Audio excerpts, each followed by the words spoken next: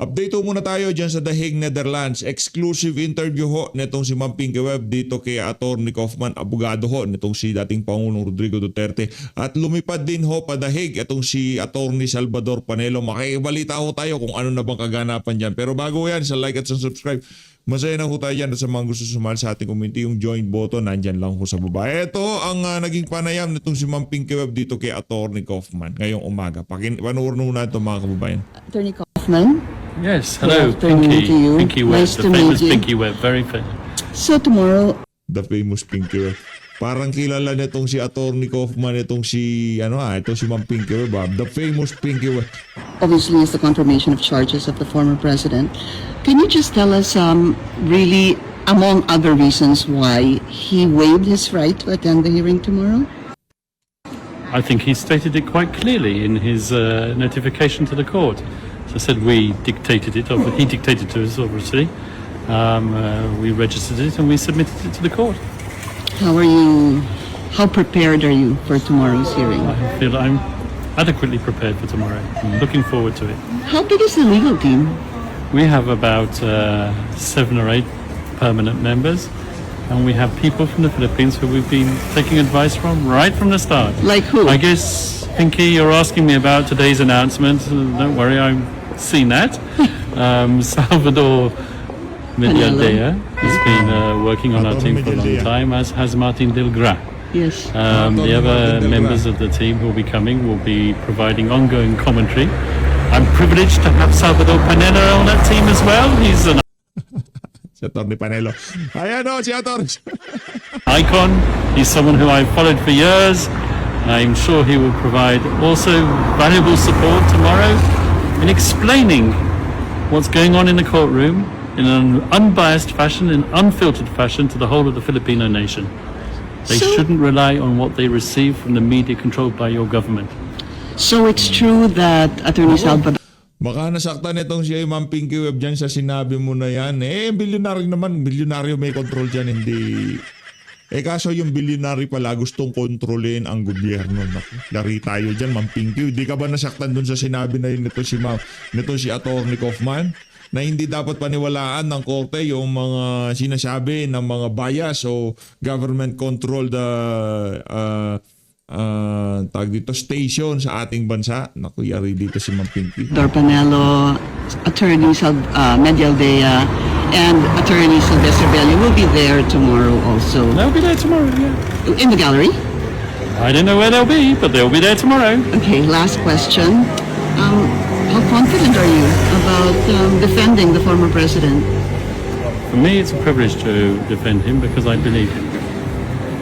I believe him, and my job is to attack the sufficiency of the evidence. And I've seen the evidence, I've learned the evidence, I've been learning it for the last year, unlike the victims' representatives who will be appearing tomorrow, who rolled up last week. I'm not sure they've even been able to access the evidence, but anyway, they'll be saying their piece tomorrow. We're prepared. Last question, sorry, really. I thought that was the last question. Okay. Follow-up. How is the Follow-up last former question. president, please? The former president is an 8-year-old man. As I said, he has his cognitive issues, which we've extensively litigated. Quite frankly, tomorrow he will be getting a report from us, but I doubt he'll be following it. Attorney Kaufman, thank you. Ibig sabihin no, wala nang pakialam si Tatay Digong dahil ika nga tanggap na niya ang kapalaran niya. Pero tayo mga taga-suporta, hindi pa doon natatapos ang laban. Ika nga. Kung kayang maiuwi ng buhay sa Pilipinas, 80 years old na ho si Tatay Digong Kung kaya siyang maiuwi ng malusog at sa Davao ho siya, ika nga ang kanyang mga huling sandali ilalaan niya sa Davao City, mas magiging maganda. No, yun no, ang ating 80 years old. Ano bang expect natin sa 80 years old? Lahat tayo mamamatay. Yung 80 years old na yan, yung mga natitirang oras, araw, bonus na lang ho yan kay dating Pangulong Rodrigo Duterte. Wala na hong mapapala dyan ng The Hague, Netherlands, yung ICC. Wala na ho silang mapapala dyan. Ano pa? Ikukulong nila yung 80 years old. Dapat ho dyan palayain pauwiin na ng Pilipinas. Para saan pa? Paparusahan nyo yung 80 years old na nag-uulyanin na. Meron ng, ang tawag dito, yung nakakalimot na. Meron ng problema sa kanyang, hindi na siya kasing sharp nung dati, nung bata-bata siya. Kaya, ang pinakamaganda ho talagang gawin dito, Kung tayo tatanungin, pauwiin na itong si dating Pangulong Rodrigo Duterte. Bring him home. Yun, tapos na usapan.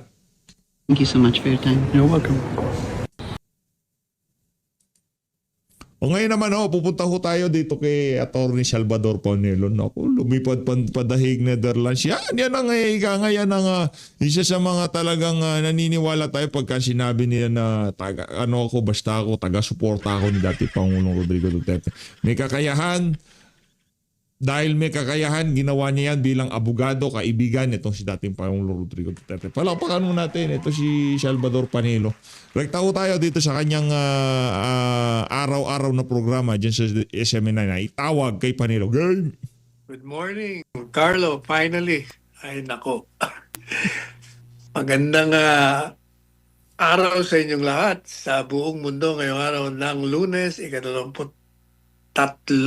ng buwan ng Pebrero, taong 2026. Ayan. Siguro dumiretso na tayo sa wag mo nang basahin yung column ko. Wala na tayong oras eh. Kanina po, pa Attorney ako. Sal. Isang oras na ako naghihintay sa inyo. Ayan. Diretso Sige po, na tayo Attorney sa mga issue. Saka na lang yung column ko bukas. Nainip na tong si Attorney Salvador Panelo. Diretso na! Sige po, sige po. Pero ang inaabangan po ng ating mga kababayan ngayon, since isa po kayo na nandyan sa The Hague, Attorney Sal, is ano pong mga posibleng outcome doon sa confirmation of charges po ngayong araw dyan sa The Hague sa ICC. Maaari nyo po ba kaming bigyan ng like idea po or kung ano pong dapat asahan na ating mga mamamayang Pilipino ngayong araw nito? Gaya ng mga inilalathala sa mga payagan, sa mga komentaryo, ang confirmation of charges, simply put, babasahin lang yung mga demanda sa kanya. Ang prosecution magbibigay ng ilalatag nila ang kanilang mga demanda, ang mga witnesses nila, ang mga kung ano-ano pa, basta tungkol sa kanilang pagdemanda. Ang defense naman, sasabihin naman nila, ang kanyang defense, yun lang naman ang mangyayari mamaya. Ayan, Attorney Sal. At Excited kung na ho sakali tayo. po, Hinihintay kasi ho meron natin, pong abangan natin yan. tatlong posible na mangyari dahil nakalagay po is kung magkakaroon ng yung parang i-confirm talaga yung mga charges, so maging accused si dating Pangulong Duterte, so magpapatuloy yung paglilitis. Kung hindi naman is parang ma-extend pa yung schedule nung parang siguro additional na mga ebidensya ba or kinakailangan na facts doon sa magkabilang panig, at kung hindi naman ay hindi na ipagpapatuloy ng ICC yung kanilang investigasyon, Attorney Sal. Sa tingin niyo po ba ano po ang mga posibleng mangyari, Attorney Sal, sa mga options na yan? Basta mamaya magkakaroon ng confirmation charges. Mamaya Sa aking na yun. palagay, tuloy-tuloy na yan hanggang magkaroon ng trial. Sapagkat itong ICC, ayaw naman silang umalis sa kanilang posisyon. May jurisdiction sila. Kaya, most likely, talagang tuloy-tuloy na yan. Ayan. So, ayan mga kababayan, maraming salamat po, Attorney Sal. Samantala, So yung inaasahan natin, yung gusto nating mangyari na sana kahit paano mapauwi na dito si dating Pangulong Rodrigo Duterte, malabo mangyari dahil nga ang ICC talagang mag-i-insist sila na meron silang jurisdiction dyan sa katauhan ito si dating Pangulong Rodrigo para talakayin yung mga ibinabatong mga kabalbalan sa kanya, no? Talagang itong itong presidenteng bangag na to, itong si Marcos Jr., ang laki ho talaga ng perwisyo. Ang laki, wala akong ginawa niya na yan sa isang presidente. Walang matinong kaisipan na presidente ang gagawa ng ginawa niya na yan. Tayo napapaisip, sa totoo lang. Kung sakaling si Leni Robredo, baka nagdadalawang isip po ako na gagawin niya yung mga bagay na ginawa na yan itong si Marcos Jr. Sa totoo lang nagdaan ho tayo. Nagdadalawang isip po tayo kung gagawin ba ni Leni yan o hindi niya gagawin. Parang nandun ho tayo sa doon sa side na sa tingin natin kung si Leni Robredo, at ayaw natin maging presidente si Leni Robredo linilinaw natin to. Hindi natin siya gusto maging presidente. Gusto natin si VP Sara ng mga panahon natin. Kung nangyari man na nanalo itong si Lenny, sa tingin natin, yung ginawa na ni Marcos Jr., hindi niya ko gagawin. Eto, comment nyo na lang sa baba. Pero hindi ibig sabihin na gusto ko si Lenny Robredo. Hindi ko natin gusto yung ali na yan. Lutang-lutang yan, di ba? Sa tingin natin, dahil hindi yan bangag, kung pag nanakaw lang ang gagawin nila at ika nga kung anong mapagkakakitaan sa pamahalaan, siguro gagawin nila yon, pero magpapadala yung dating presidente sa ibang bansa para doon siya litisin. Walang presidente na nasa matinong katinoan na gagawin yung ginawa na yun ni Marcos Jr. Tanggap po muna tayo ng balita, Attorney Sal, dahil may napili na daw si Vice President Sara Duterte na running mate sa 2028 elections at ang kanya magiging Vice President aniya ang magpapanagot sa mga gumawa na mali sa bayan. Narito report ni Jason Rubico.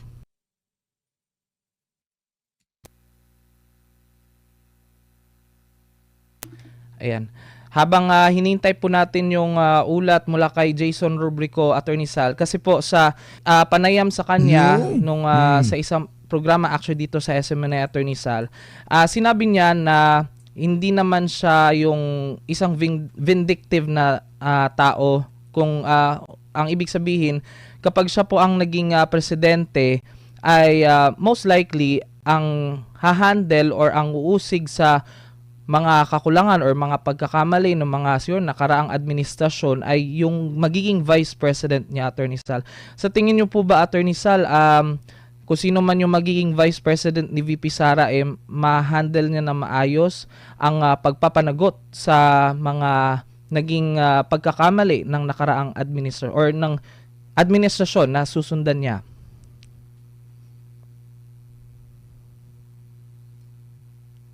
Ano po ng sa isang pamahalaan ay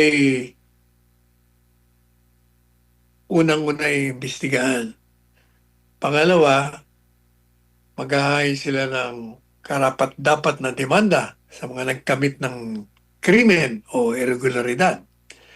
At pangatlo, pag naihain na yan, ang hukuman naman ang lilitis kung ang akusado ay tunay ngang nagkasala. Bibigyan siya ng pagkakataon ipagtanggol ang kanyang sarili.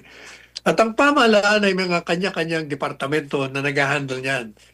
At ang Department of Justice ang mag-iimbestiga niyan. At pagkatapos, pag nakakita ng probable cause, idudulog naman yan sa hukuman. At ang hukuman naman, ng judge, ay personal na pag-aaralan, titingnan ng mga nakalatag na ebidensya laban sa akusado at pag nakita niyang merong probable cause o maaaring ang akusado ay nagkamit ng krimen, maglalabas na siya ng mandamiento de arresto o warrant of arrest. At ang akusado naman either voluntaryong umapil sa hukuman or ipa-aresto siya at mag-post siya ng bail kung ang kanyang kaso ay maaaring bigyan siya ng piyansa. At kung hindi naman, automatic, hihingi pa siya ng permiso sa hukuman na kung maaaring bigyan siya ng piyansa at magbibigay siya ng ebidensya na mahina ang kaso ng gobyerno sa kanya. Kaya kahit na sino maging presidente ng bansa, pagkatapos ng termino ng pangkasalukuyang administrasyon, ay meron ng sistema na nakalatag yan sa saligang batas at sa ating mga batas. So it doesn't matter kahit na sino presidente, sino ang vice-presidente, automatiko na pag merong kaso, yung mga ahensya na assigned to perform those tasks ay gagalaw. Ayan. Ayan, Pero ang maganda ho dun sa ideya na yon ni VP Sara, magkakaroon talaga ng ika nga misyon yung magiging vice president niya. Hindi kagaya nung yung tipong naghihintay na lang na merong mangyari sa presidente. Sa gayong paraan, sa susunod na eleksyon, kung sino man ang vice presidente niya, makita na sa bayan ng Pilipino na yung na yung kanyang pinili na yon na talagang ginawa niya trabaho niya na inaatang sa kanya ng presidente na habulin yung mga kabalbalan na nangyari dito sa kasalukuyang administrasyon. Sa gayong paraan, yung confidence ng ating mga kababayan na kung sakaling maisip niya na tumakbo ng pagka-presidente sa pagkatapos ng termino ni VP Sara, ay napakaganda ng kanyang bentahe. Bakit? Isa siya sa mga trumabaho para mabigyan ng hustisya. Yung talagang totoong hustisya. Kaugnay doon sa mga na ninakaw na pera, trilyon na ninakaw na pera na galing sa kaban ng sambayan ng Pilipinas. Maraming salamat po, Attorney Sal. Samantala, ito na po yung balita na nais nating i-air ngayon. Ito ay patungkol pa rin sa issue na may napili na daw si Vice President Sara Duterte. Ating alamin sa report ni Jason Rubico. SM9 News. Ayan, Attorney Sal. Isang malaking palaisipan na ngayon sa mga kababayan natin kung sino kaya yung ni-recruit niya na maging ka-running mate. Baka may idea kayo, Attorney Sal. Gaya ng sinabi ko na, hindi mahalaga kung sino ang vice president or not. Yung paghahay ng kaso sa mga taong may mga ginawang kamalian, ilegalidad, irregularidad, yung mga yan ay may mekanismo na tayo dyan. Kaya sino man maging presidente, sino man ang vice presidente, ang isang pamalaan ay ready dyan. So, depende kung meron kang ebidensya o wala. Kahit na sino ka pang pinakamagaling na presidente, kung wala kang ebidensya, wala kang magagawa dyan. Ganun, yan ang katotohanan dyan. Ayan. Ayan. Maraming salamat po, Attorney Sal. Sa next topic po natin na ito naman po ay kaugnay pa rin sa issue ng relasyon ng China at Pilipinas. Dahil naniniwala yung ilang Filipino-Chinese businessman na makatutulong ang dialogo na ilang senador at ng mga kinatawan ng Chinese Embassy kasunod ng palitan ng matitinding salita. Ayon sa ilang negosyante, hakbang ito upang muling maibalik ang tiwala ng mga mamumuhunan sa bansa, partikular ng mga Chinese investors. Alamin natin sa ulat ni Sheena Torno. Isyong yan. Yan paulit-ulit na nating binibigyan ng ating kaisipan dyan na kaya yan nagkakagulo. Kasi maraming gustong sumausaw, makialam sa relasyon ng China at ng ating bansa. Ang dapat kasing pumupronta dyan ay ang Department of Foreign Affairs, ang Yan. departamento nating pampatakarang panglabas. At hindi dapat sumasawsaw dyan yung Coast Guard na yan, yung mga senador dyan, o yung mga kongresista, kung sino-sino pang opisyalis. Ang Pangulo ng Bansa, ang Chief Architect ng Foreign Policy. Kaya pag may nilatag siya dyan, ang Department of Foreign Affairs na dapat na pumpronta dyan. Ang problema, maraming gustong sumausaw, gustong magkaroon ng publisidad, kung ano-ano pa. Kaya, sa halip na magkaroon ng magandang relasyon, nagkakainisan. Dati nang ang inis sa atin yan, ang China, dahil tayo'y nagbibigay ng mga base militar dyan sa Amerikano. Pagkatapos, katakot-takot pa ng mga salitang mga nakakayabot sa kanila. Kasi itong Coast Guard natin, may madaldal dyan na isang tao, hindi naman tayo yung na. linya, bira ng bira. Ito namang, hindi ko rin kasi maintindihan ng Department of Foreign Affairs natin, ay hindi naninindigan sa kanyang trabaho. Dapat sila ang nakikialam dyan Kung sino-sino tuloy yung pumapasok. Ayan. Ayan, Attorney Sal. Well, kamakailan nga rin itong yung isang senador punta doon sa Kalayaan para magbigay ng tulong sa sa mga taga roon. Well, alam naman natin ang purpose niya, pero whatever it is. Ayan po, Attorney Sal, maraming salamat po. Back Sara Duterte for President, Pulong or Baste Duterte for Vice President. Huwag na tayong mapabudol muli sa ibang apelido kasi gagamitin lang ulit ng mga makakaliwa at mga oligarchs. Ayan. Ito naman po, from Mafi Nacionales, magaling lang administration magpa-presscon pero till now, walang nakukulong. Ayan, Attorney Sal. from Batang Mindanao, YouTube comment, may nakatago talaga, wala na sila Bersamin, Pangandaman, Zaldico, Cabral, tinatakpan nila. Protector sina Soto, Lacson, Boeing, John Vic at Browner Plus, mga galamay at mga buayang Crocs. Yan. Ito naman po from Ira Vihar, came from your mouth, BBM, that the Philippines does not acknowledge ICC in our nation.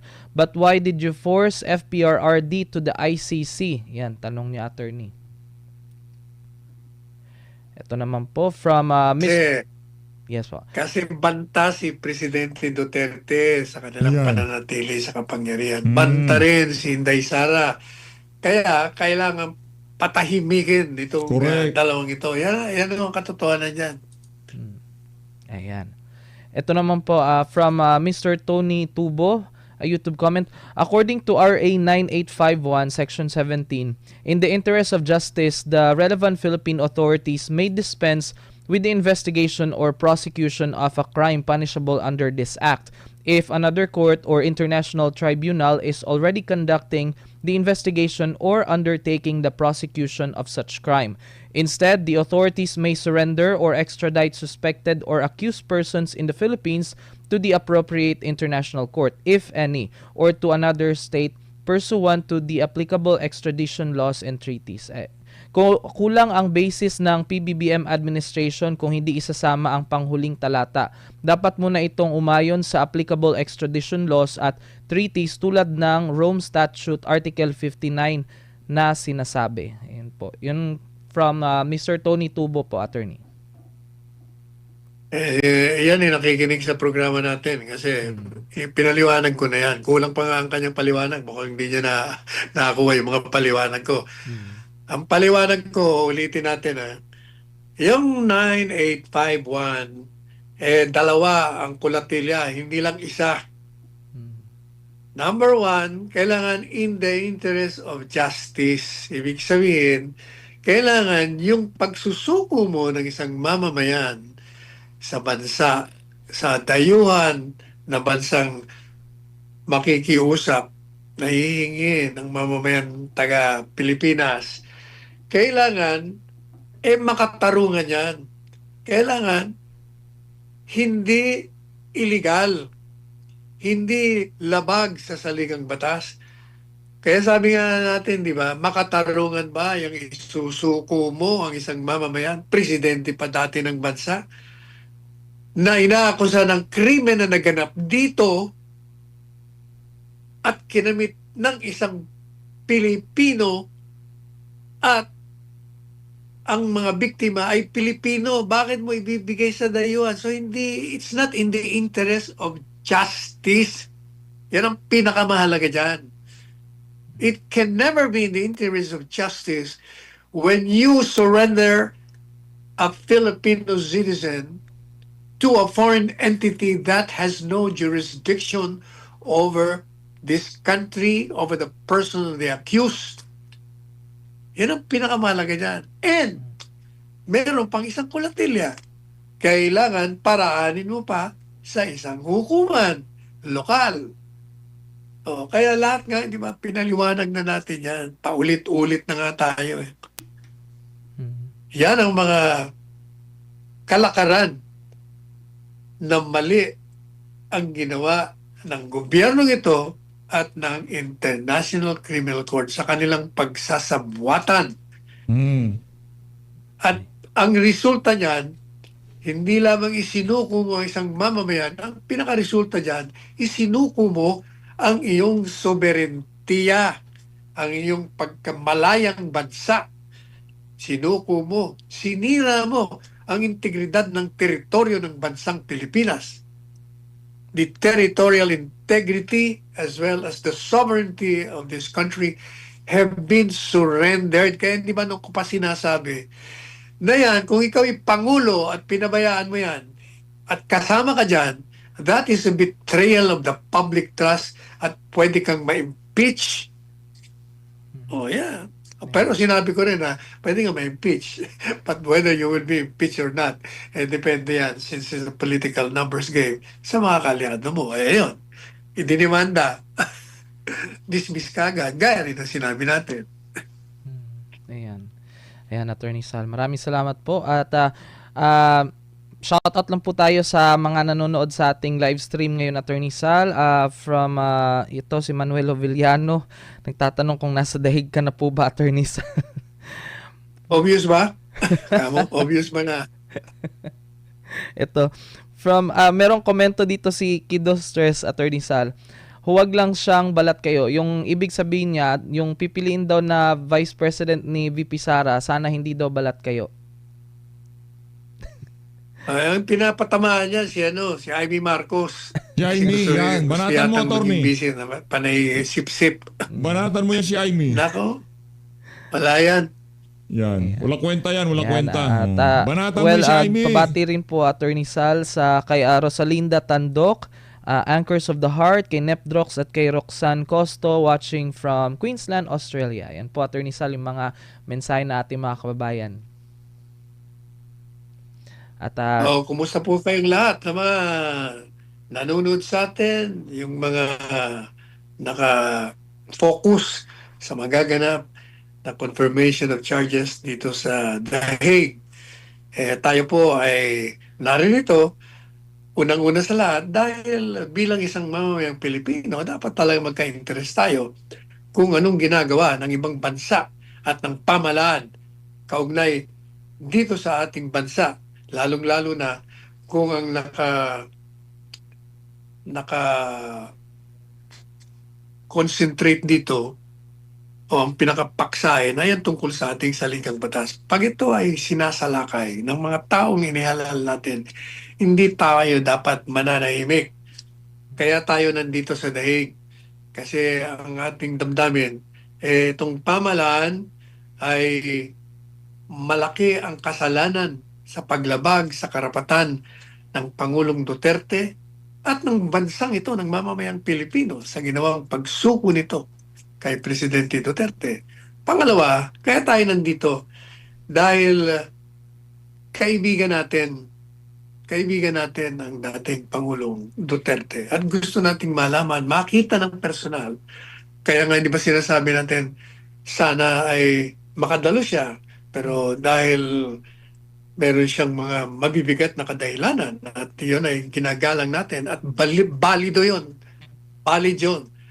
Pero dahil isang kaibigan na naghahanap din ng